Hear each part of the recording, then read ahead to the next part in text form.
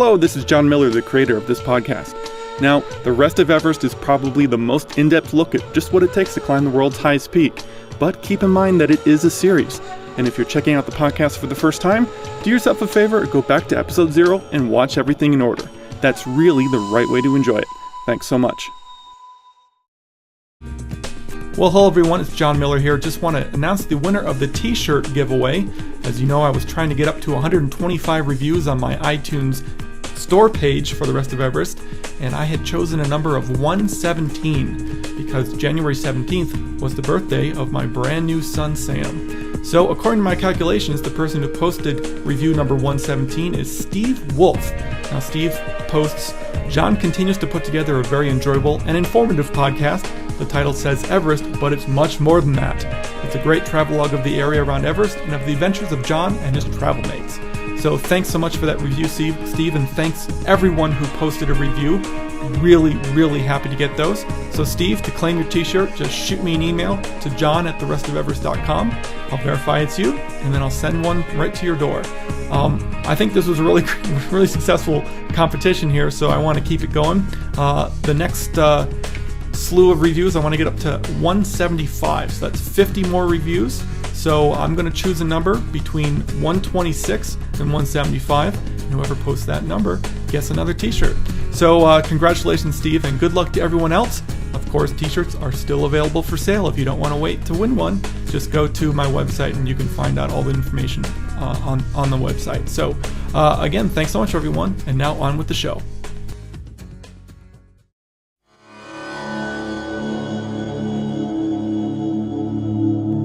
This is the Rest of Everest video podcast, an almost unabridged expedition experience. Episode 69, Pokhara.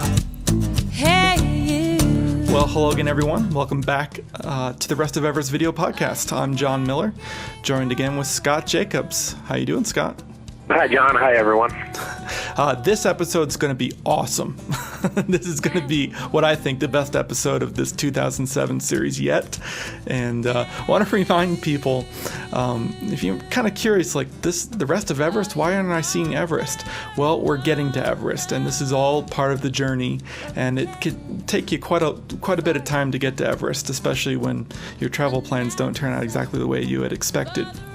But this is all part of our experience, and we do get to Everest and we get into Tibet in just a few days, and it's amazing, just truly amazing, so you really want to stay tuned.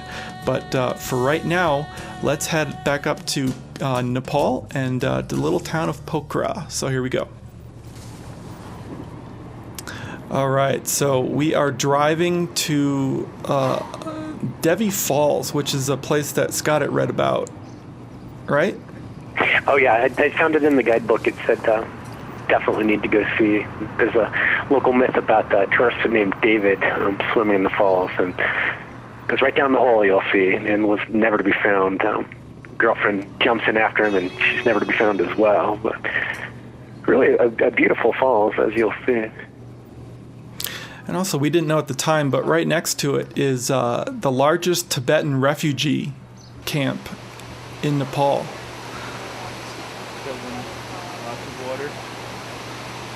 So here you'll see we have like a tour guide here. His name's Raj, and he was a kid that we met right there. Monsoon, once a year, 3 months, June, July, August, sometime even in September. The water is very big. It goes that high, become big waterfall, and the source of the water is Fewa Lake, and we have a dam on the way up there, about after 2 kilometers. And this place name, Nepali name, is called Patale Chango. That means waterfall. Chango means waterfall, and Patale means the tip of the waterfall. And this place has been called Devi Falls because in 1961 there was one Swiss lady. Her name was Devi, and that lady was tourist like you. She didn't know anything about this place. She was just walking around, and she saw some water was running, and she went for swimming. Suddenly, they opened the dam, and then the lady, she had been washed by the flood, and she was dead. She just fell into the hole and she dead. Since 1961, this place has been called Devi's Falls later, because of the lady. Oh, I almost got it right. Tell me about this, Scott. Oh, these kids were great. So there's a Hindi statue at the bottom of this well, and they're dropping coins in the well and trying to land it on the base of the statue. There it is. And they're all making a wish, and if you happen to get your coin on the pedestal, your wish is granted. And in talking with these kids, they are wishing for a beautiful wife.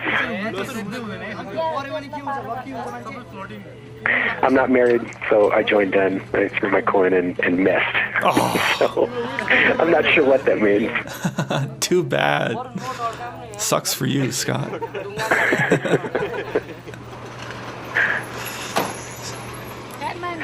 Raj was great. Yeah. And very expensive. Oh, yeah. Have you been there? I think he made a business of kind of hanging out. Of course, Pokhara is this town. He's very proud of his town. You can tell just in the way he speaks. But he kind of makes a business of giving impromptu tours. And so we. And I was expecting to find someone just like him. Because we had that experience in 2003 when we went to Bhaktapur and met K1, if you remember the 2003 stuff. And so I knew exactly what he was going to be doing when I met him, and so I was really happy to get a tour guide and have him give us all this information. So now we're heading to the cave that the waterfall falls into.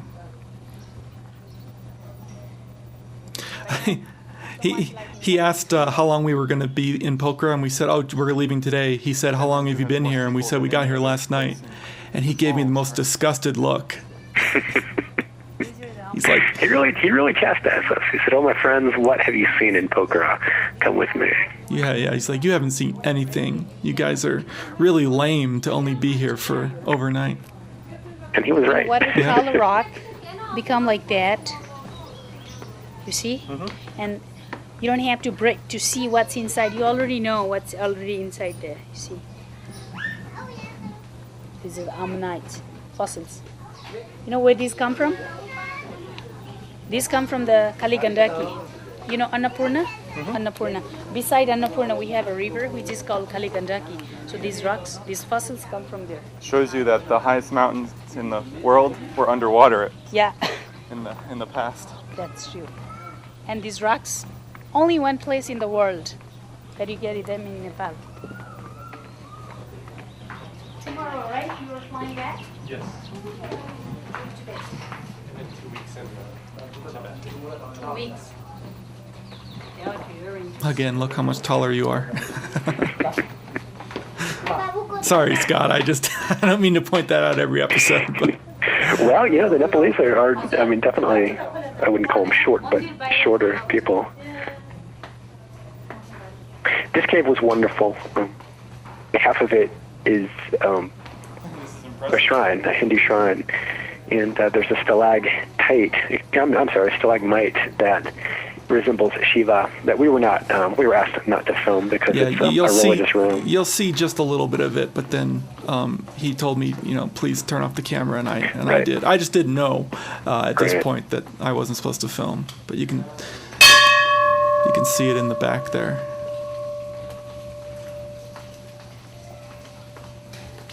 One of the interesting things is that this cave floods as the Patal floods, or they release water, but they do release water, and of course the annual floods, and the water reaches this level. And Raj explains that several months a year, several weeks out of the year, Shiva, which is the stalagmite statue, bathes. Yeah, she takes a shower.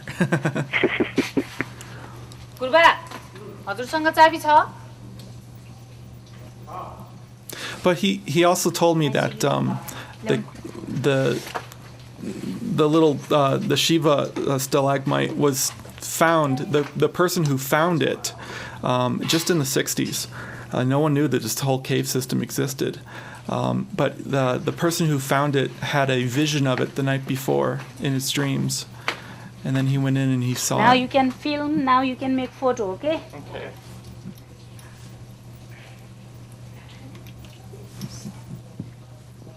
You can tell that this is what Raj does for money.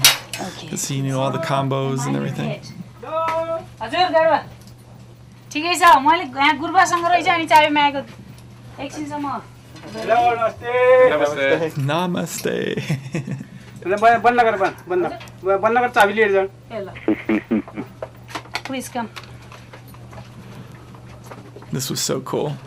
I'd done a lot of caving for the National Park Service, actually, doing inventory work and Please mind your head. scoping out new passages and stuff in Wind Cave National Park and stuff. And so I love really tight, confined spaces. एकछिन बाहिरै बस्नु भयो भने Oh, hello. Hello Whoa.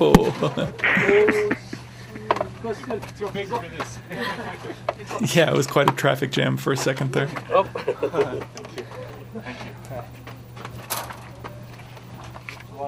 This is great because for me this was totally unexpected, and I don't know if you were expecting to go into this cave.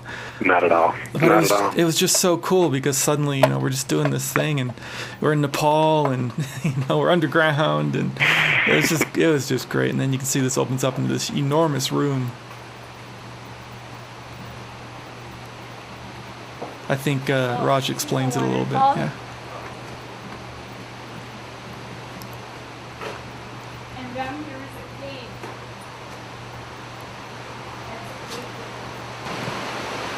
These are the limestone. They become down, and become very big. But you cannot see them bigger here because water come and just wash Break them. Yeah. But inside water couldn't reach that high, so it would be very big. If water not coming here, then you can't imagine it would be very big. Very large. And we can see this big because last year we had no monsoon. Oh, really? Yeah. No monsoon last Yeah, year? actually we had, but very little. Very little, yeah. Yeah, it doesn't get filled though. It just came till this high. It doesn't went to the temple. Yeah. And it's Is that good going for up, the up, up. temple? Sorry? Is that good? Do people Yeah, like it? of when course. People yeah. coming and they're coming for pilgriming. It's good. Yeah, that little temple to Shiva is really important. And so a lot of people make pilgrimages here.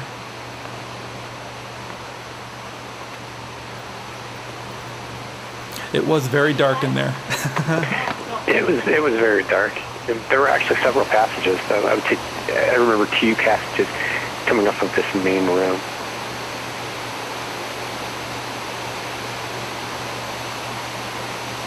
So there's Scott. To give you a sense of scale, that was Scott taking a photo. You can see how large this cavern is. I don't know about you, but I got that cathedral feel where, it's this large, cavernous, solemn, just kind of a cathedral, like I was standing in a large church. And it was religiously significant. Absolutely. You want to walk down? He was great because he showed us, where to go and everything, and I don't know, it just really improved the whole experience. And he could tell us everything that we want him to know, and his English was just stellar. Look how beautiful that is. You can see Scott down in the very bottom of the light shaft near the bottom of the screen.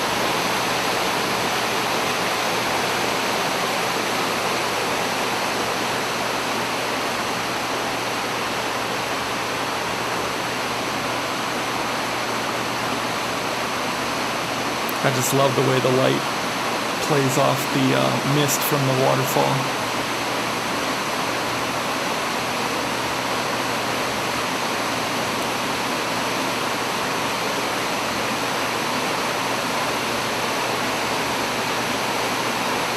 It just keeps going and going and going.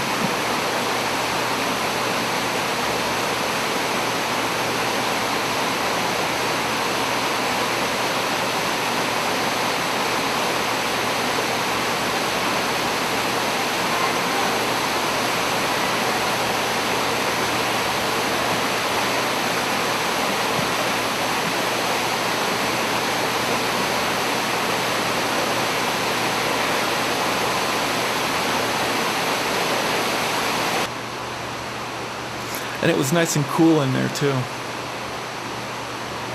'Cause it really was hot outside above ground. Right, it was great. Just kind of get a break from the heat. Yeah. We hung out in there probably about 45 minutes, something like that. So that was just great.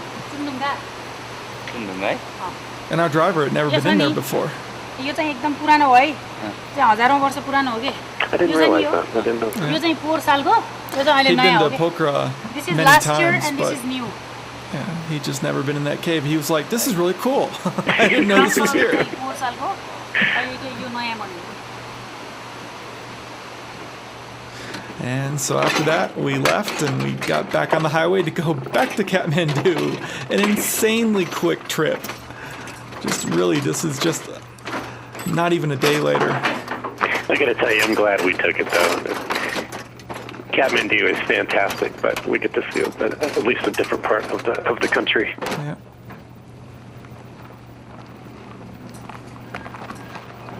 And again, this right here, this is not a side road, this is the highway.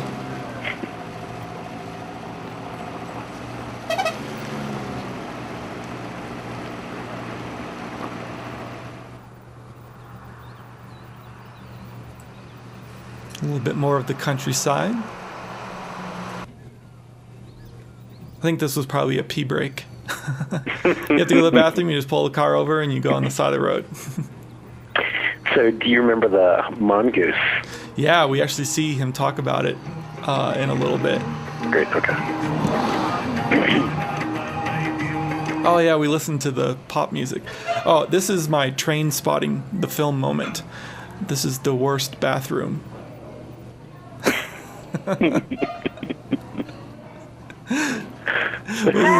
little restaurant that we stopped at to get some dal bhat, and they're like, "Oh yeah, the bathroom's right over there." And it's like, okay. It's like I'd rather go outside. Huh? All right, now didn't he tell you that his wife told him that he had to bring back some vegetables and everything? He did. Oh, he was so polite. He asked, can we stop and get vegetables? His reasoning is that they're half price here. Yeah. They're half of what it would cost in Kathmandu. Those are dried fish hanging.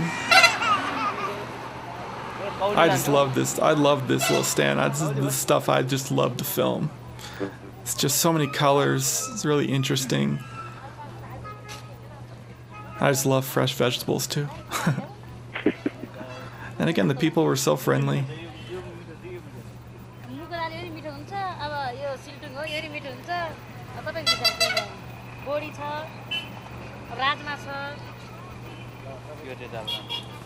All kinds of different beans right there.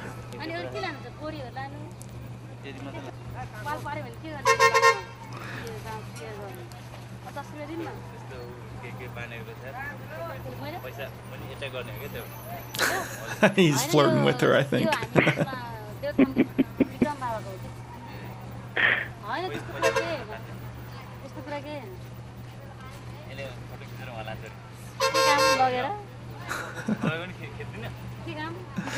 I just love when people realize that they're being filmed. They don't look threatened at all. They're happy. Looks like father and son right there.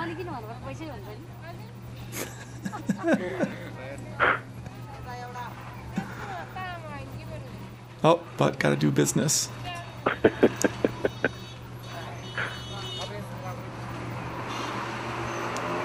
I just love the women in their saris. They're beautifully colored saris.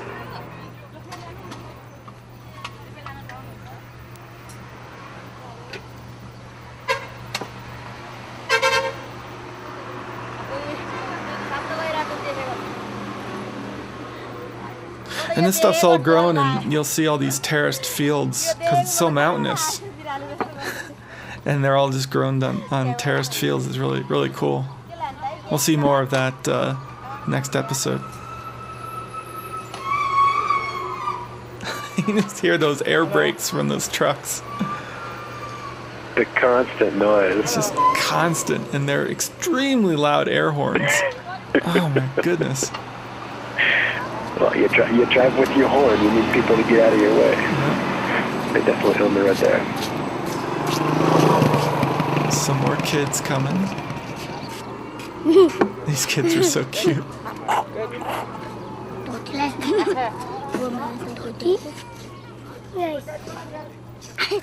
Again, they're looking at themselves in my little LCD screen.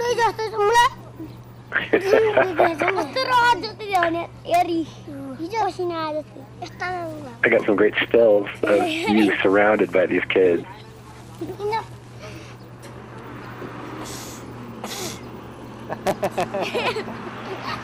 Yep, there's one right there.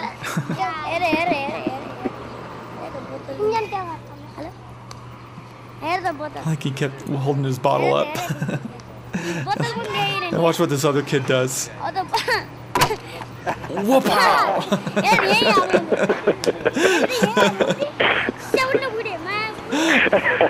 He just nails the camera. I love it. Signal for danger. What was it? Caught the billy. Cat. A cat? Yeah. Why is that a signal for danger? Many people say like that way. Yeah. Otherwise, okay. But you believe that. Yeah. So it's good we stopped. I trust him, John. Oh yeah. No, I just, He's a good man. I trust him. Yeah. But many people, Yeah. they just don't know what that means. Yeah. Many people say like that. Yeah, you want to explain that? All traffic stopped. We had a mongoose run in front of our car. All traffic stopped on both sides. And I wasn't quite sure what was going on, and he actually backed up a bit and explained that the mongoose crossed our path and it was a sign for danger. So he took it as an omen that something bad was just about to happen. And I kind of used caution until the coast was clear, and then we kept moving. You can just tell how mountainous Nepal is, at least central Nepal, because the road's just winding and twisting and everything. But, it was definitely a long couple of days. Not very productive, but, better than just sitting in our hotel room. Absolutely. All right, so next episode, we're going to see a little bit of some farming, which is I thought it was really interesting to watch people do some farm work. And also, we're going to meet up with some climbers, friends of mine, some guys who are going to be climbing Everest this spring. And I was really, really glad to meet them in Kathmandu. So, I guess we'll just regroup for next week. And thanks a lot, Scott, as always. Thanks, John. All right, everyone, and I really promise we do get to Tibet. Just stick with us, and it's going to be well worth the wait. So, all right, everyone, we'll see you next week. The Rest of Everest is downloaded all over the world every week. If you enjoy watching and would like to show your support, then take a look at my website. Aside from having lots of additional blog entries from the expedition updated every week, there's this little donation button on every page. Now, many of you have pressed that button, and your generous contributions are helping to cover my hosting fees. If you haven't donated but would like to, then just contribute any amount. In return, I'll give you access to the video and audio dispatches I sent out while we were actually at Everest. It's pretty interesting stuff. Contribute $25 or more, and I'll even throw in an iPod-compatible version of the film Everest: The Other Side. That's the project the entire podcast here is based on. As always, our announcer is Marlon May, and our music is provided by Wendy Wu. Check her out at wendywu.com. Thanks so much, everyone, and we'll see you next week. Thank you for watching The Rest of Everest. For more information on the expedition, please visit therestofeverest.com.